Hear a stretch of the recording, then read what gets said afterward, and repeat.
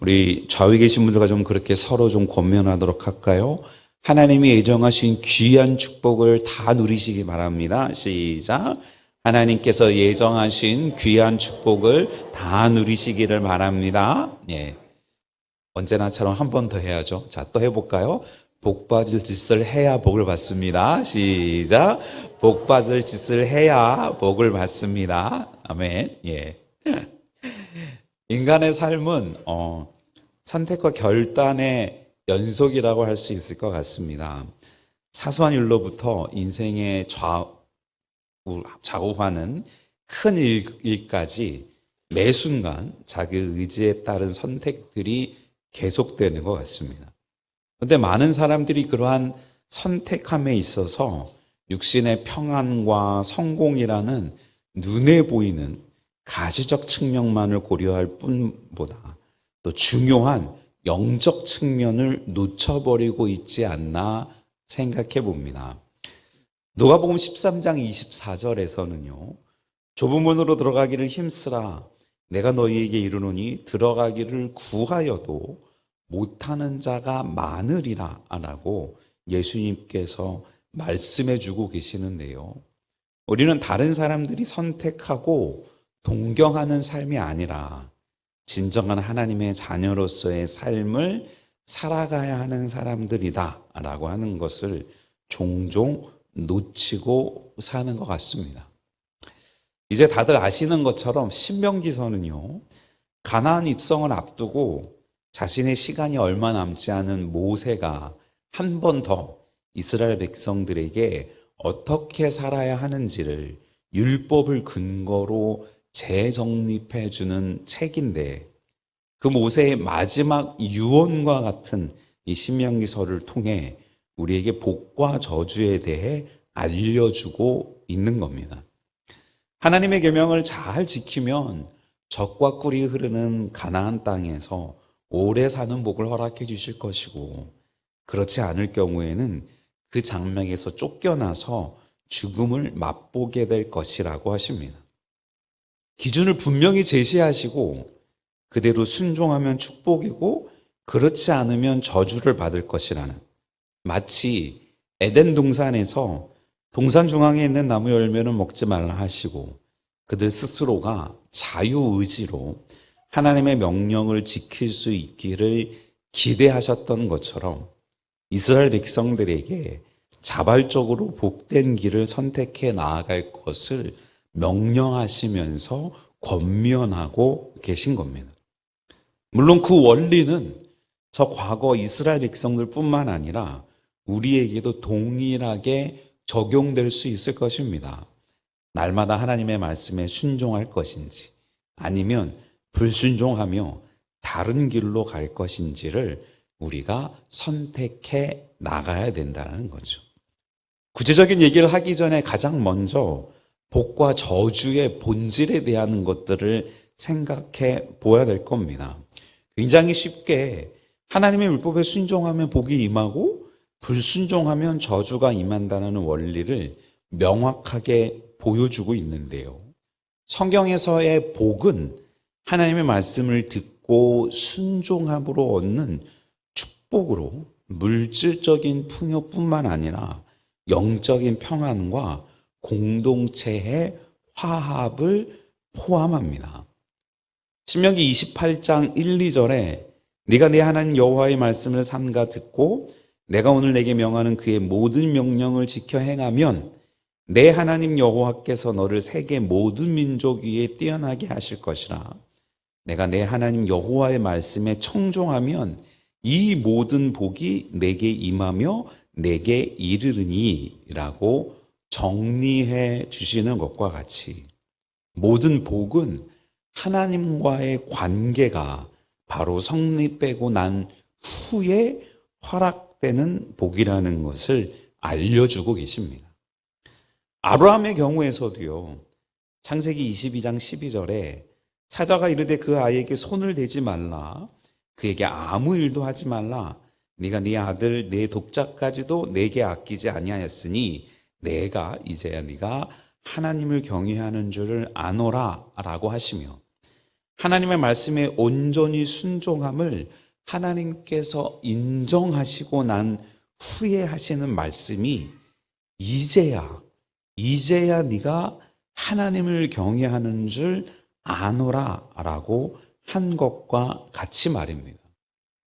그리고 난 후에 16절 18절에 보니 이르시되 여호와께서 이르시를 내가 나를 가리켜 맹세하노니 내가 이같이 행하여 내 아들 내 독자도 아끼지 아니하였은즉 내가 네게 큰 복을 주고 내 씨가 크게 번성하며 하늘의 별과 같고 바다의 모래와 같게 하리니 내 씨가 내 그 대적의 성문을 차지하리라.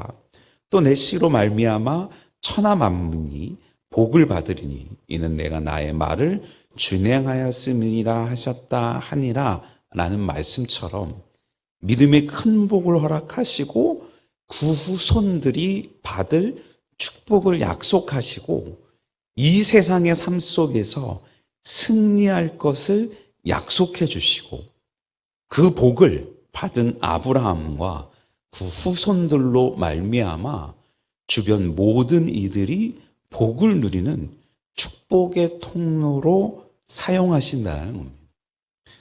하나님께서 우리에게 주기 원하시는 복은 그저 이 세상에서 편안히 살다가 죽는 것 정도가 아니라 우리의 후손과 그 주변에 있는 귀한 영혼들까지 축복을 나눌 수 있는 복이라는 사실을 잊지 않는 우리 모두가 되기를 주님의 이름으로 축원을 드립니다.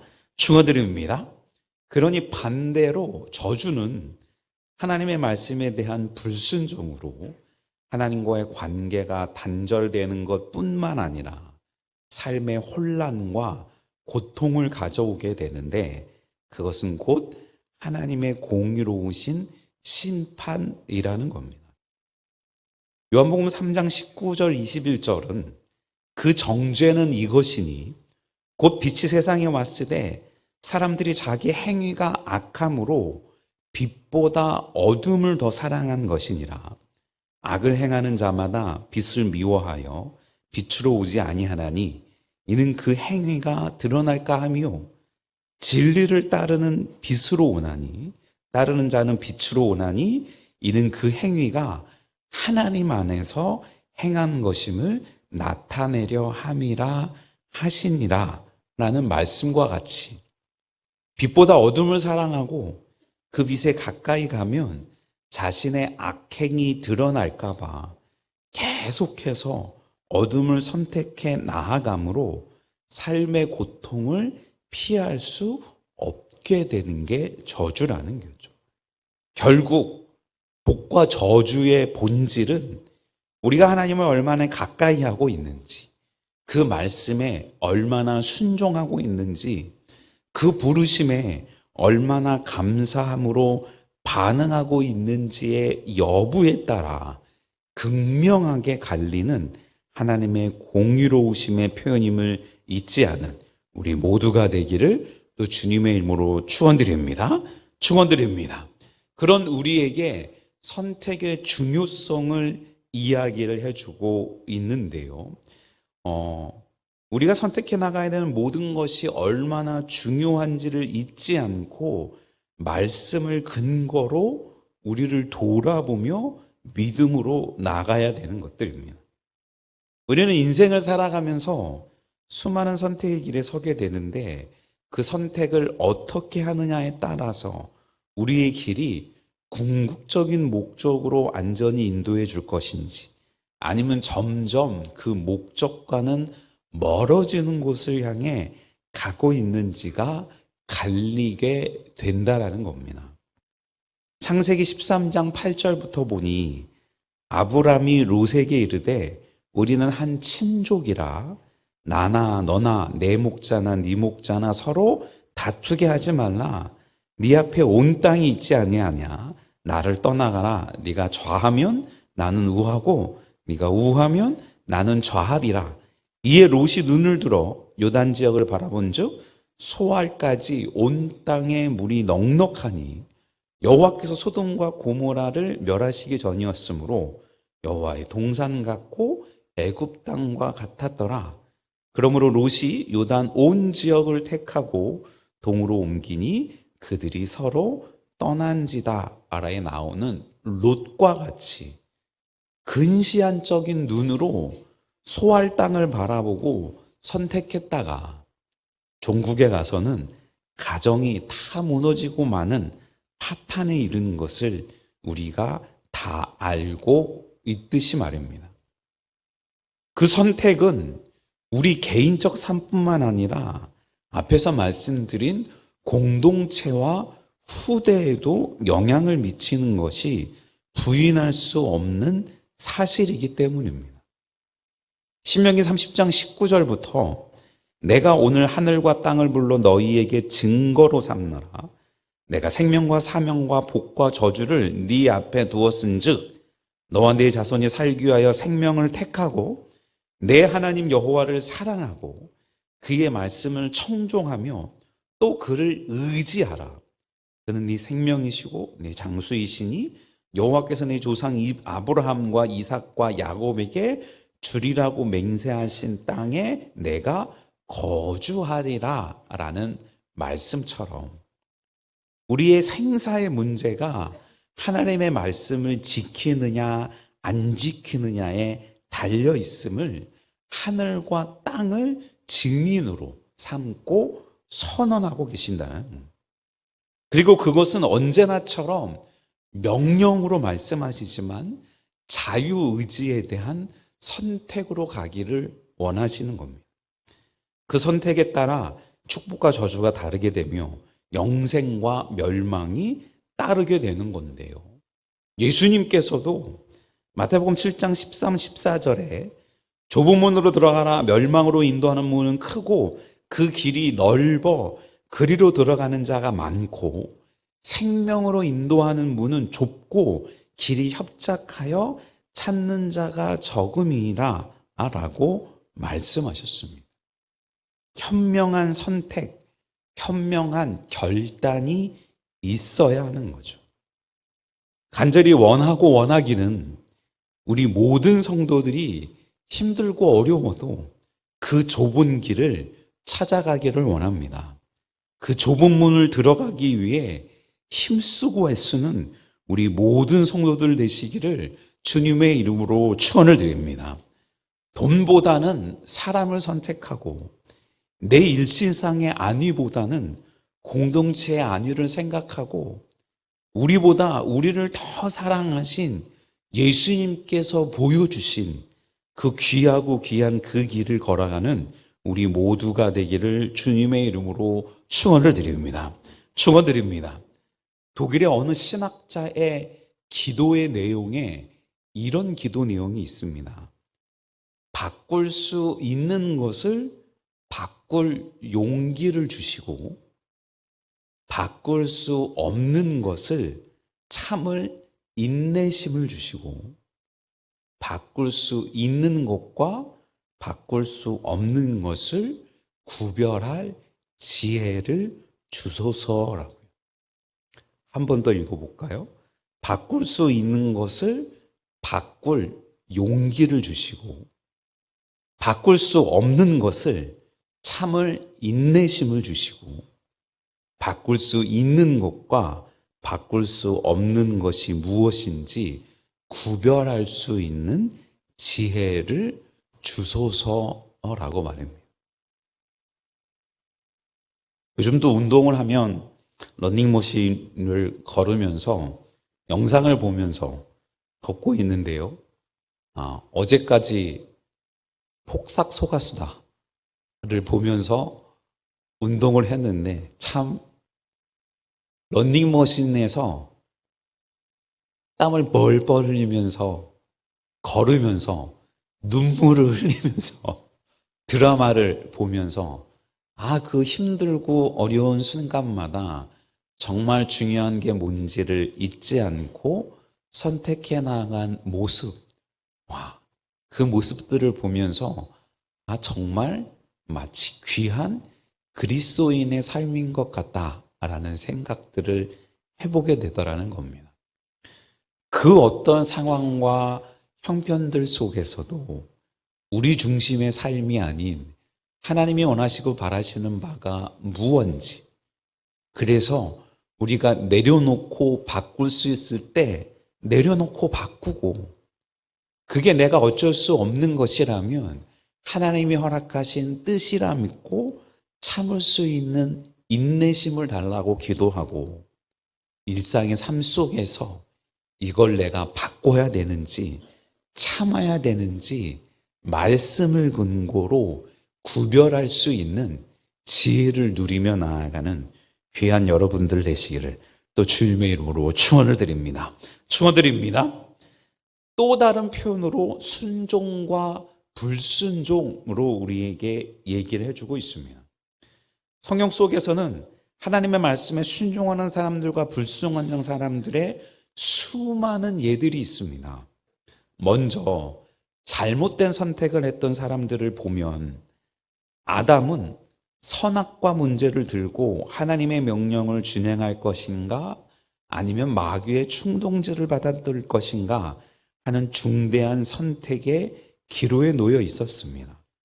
그의 선택에 따라서 인류가 하나님의 축복 속에 영생하느냐 마귀의 자식이 되어 지옥으로 갈 것인가가 결정되는 것이었고요. 결국 마귀의 속임수에 넘어가서 사망과 저주의 시조가 되고 말았습니다. 열왕기상 16장 30절부터 보면 오므리의 아들 아합이 그의 이전의 모든 사람보다 여호와 보시기에 악을 더욱 행하여 느밧의 아들 여로보암의 죄를 따라 행하는 것을 오히려 가볍게 여기며 시돈 사람의 왕 옙바알의 딸 이세벨을 아내로 삼고 가서 바알을 섬겨 예배하고 사마리아에 건축한 바알 신전 안에 바알을 위하여 제단을 쌓으며 또 아세라상을 만들었으니 그는 그 이전의 이스라엘의 모든 왕보다 심히 이스라엘 하나님 여호와를 노하시게 하였더라에 나오는 그 아합은 장성해서 결혼할 시기가 되어서 아내를 선택할 때가 되었는데, 그는 자기 나라 여인을 아내로 삼는 것이 왕으로서 하나님과 백성 앞에 올바른 도리였었는데, 우상 바알과 아세라를 섬기는 두로의 왕 옙바알의 딸 이세벨을 아내로 선택했습니다. 그는 외양만 보고 아름다운 여자를 선택하다가 결국 잘못된 선택을 하는 거고요. 하나님 앞에 크나큰 범죄 행위를 저지르게 되고요. 이세벨은 결혼하자마자 아합 왕을 충동질해서 이스라엘의 정치와 종교권을 장악하기 시작했고요. 먼저 자기 나라의 우상 바알과 아세라를 섬기도록 강압적으로 종용했음을 성경을 통해 알 수 있습니다. 결국 하나님의 전을 헐어버리고 모든 하나님의 제사장을 죽이거나 국외로 추방시켜 버렸습니다. 결국 엘리야의 입을 통해 아합 왕과 이세벨은 죽을 것이고 개들이 그 피를 대중 앞에서 핥으리라 라는 저주가 그들에게 임해졌고 또한 그대로 되었습니다. 또 빠뜨려서는 안 되는 가룟 유다가 있죠. 그는 그릇된 선택의 무서운 결과는 자신의 인생을 망치게 함은 물론이고 그들의 행적이 영원히 역사에 남아서 만민으로부터 저주의 대상이 되고 말았습니다.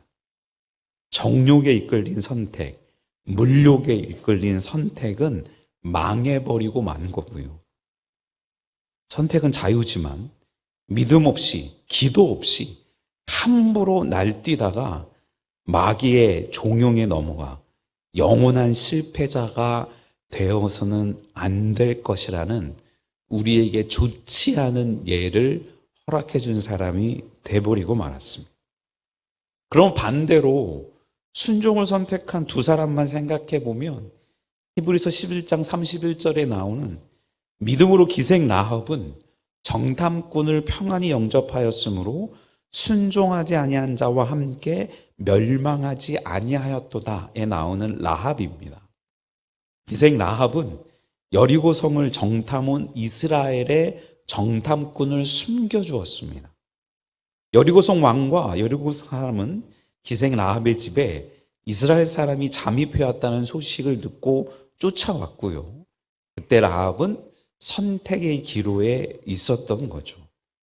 정탐꾼을 밀고 해서 왕과 나라에 충성해서 상급을 받을 것인가, 그렇지 않으면 들켜서 생명을 잃는 한이 있더라도 그들을 숨겨두냐는 중대한 선택을 해야 할 때 라합은 후자를 선택했고요. 왕을 속였고 여리고 성의 백성들을 배반했습니다. 라합은 하나님을 두려워하고 하나님 여호와만 참 신인 줄 믿었고 가나안은 선민의 땅임을 확신했기 때문에 담대히 후자를 선택할 수 있었던 겁니다. 두 정탐꾼을 숨기고 무사히 이스라엘 진지에 돌아갈 수 있도록 그들을 보호해 주었고, 여리고 성이 함락되던 날 그녀의 가족들의 생명을 보장해 주겠다는 언약을 받고 붉은 줄을 창문에 거는 징표를 했습니다. 그래서 라합은 여리고 성이 완전히 망하는 그 자리에서 구원받았는데요. 그 정도로 끝나지 않고 그 후 유다 지파의 살몬과 결혼을 했는데 그의 자손 중에 태어난 사람이 우리가 잘 알고 있는 다윗이고 예수님이 그 후손으로 이 땅에 오셨다는 정말 놀랍고 놀라운 라합의 선택으로 말미암아 허락된 축복임을 보게 됩니다. 또 하나는 히브리서 11장 24, 26절에 나오는 모세인데요. 믿음으로 모세는 장성하여 바로의 공주의 아들이라 칭함을 받기를 거절하고 도리어 하나님의 백성과 함께 고난받기를 잠시 죄악의 나를 누리는 것보다 더 좋아하고 그리스도를 위하여 받는 수모를 애굽의 모든 보화보다 더 큰 재물로 여겼으니 이는 상 주심을 바라봄이라 라고 합니다. 애굽의 왕궁에서 부귀영화를 누리면서 장차 세계를 호령하는 그 나라의 권력자가 되느냐, 이스라엘 민족의 구출을 위해 고난의 길을 선택하느냐 하는 기로에서 모세는 애굽 왕국을 박차고 나와 고난의 길을 선택했다. 우리가 보기에는 본인의 의도가 아니라 어쩔 수 없이 그렇게 된 것 같은데 그 작은 선택을 성경은 그가 믿음으로 선택한 길이었다라고 인정해 줬다라는 거고요. 모세는 고난을 선택했지만 그 고난이 변해서 영광이 되고 그 고난을 통해서 민족이 살아나게 되고 하나님 아버지의 계획이 성취됨을 볼 때 우리의 선택의 결과가 얼마나 큰 것인가를 새삼 절감하게 되는 그의 모델입니다. 선택을 잘했느냐 못했느냐는 그 결말을 보면 알 수 있고 그 사람이 어떠한 사람인가라는 걸 본다면 그 사람이 이전에 어떤 선택들을 해왔는가라고 하는 것들을 보면 알 수 있듯이 말입니다. 이외에도 수많은 성경의 인물들이 하나님의 말씀에 순종과 불순종으로 그 길들이 갈려졌음을 우리는 알고 있습니다. 언제나 우리의 모든 선택의 기로에서 주님의 뜻을 묻고 주의 말씀을 붙들고 믿음으로 선택해서 나를 살리고 가정을 살리고 공동체를 살리고 교회와 나라를 살리는 귀한 축복의 종, 능력의 종들이 되시기를 주님의 이름으로 축원을 드립니다. 축원드립니다. 민수기 6장 24절부터 26절은요. 여호와는 내게 복을 주시고 너를 지키시기를 원하며 여호와는 그의 얼굴을 내게 비추사 은혜 베푸시기를 원하며 여호와는 그 얼굴을 내게로 향하여 드사 평강 주시기를 원하노라 할지니라 하라라고 기록하면서 하나님께서 우리에게 복과 저주의 길을 두신 것은 결국 복된 길로 나아가기 원하시는 하나님의 뜻이라는 사실을 잊지 않는 우리 모두 되기를 주님의 이름으로 축원을 드립니다. 때로는 좁은 길, 좁은 문이 힘들고 어렵게 보이고 외롭고 슬프기도 할 수 있지만 주님의 말씀을 붙들고 한 걸음 한 걸음 귀하디 귀한 그 축복의 길로 믿음으로 나아가는 우리 모두가 되기를 또 주님의 이름으로 축원을 드립니다.